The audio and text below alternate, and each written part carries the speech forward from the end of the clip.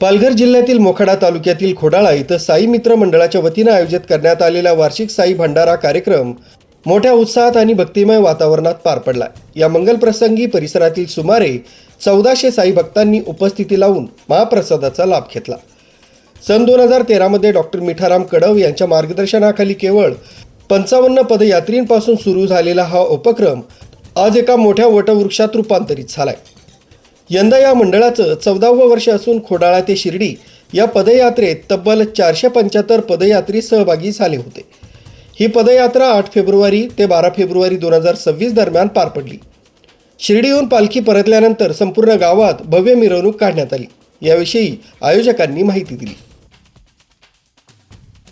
मोखाडा तालुक्यातील गोरगरीब जनतेची व्यसनाधीनता दूर करण्यासाठी, सर्व धर्म समभाव जोपासण्यासाठी, तरुणांमध्ये एकोपा निर्माण करण्यासाठी यात खोडाळा गावातील आदर्श डॉक्टर कडव साहेब यांच्या मार्गदर्शनाखाली व सुनील व्यापारी मंडळाचे अध्यक्ष यांच्या सहकार्याने सन 2013 साली साई मित्र मंडळाची स्थापना करण्यात आली।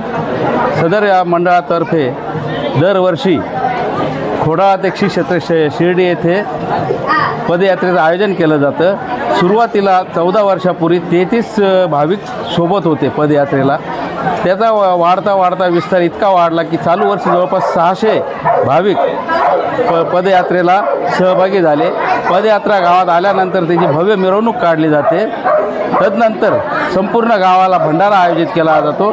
सर्व धर्माचे, सर्व पंथाचे लोक सदर भंडाऱ्यात येऊन स्नेहभोजन घेतात।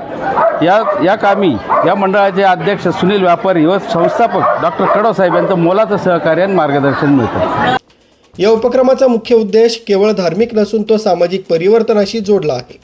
तालुक्यातील युवकांनी व्यसनांपासून दूर राहावं यासाठी या माध्यमातून प्रबोधन केलं जातं। समाजात एकोपा निर्माण व्हावा आणि सर्व धर्म समभावाची भावना रुजावी हा या मंडळाचा मूळ मंत्र आहे।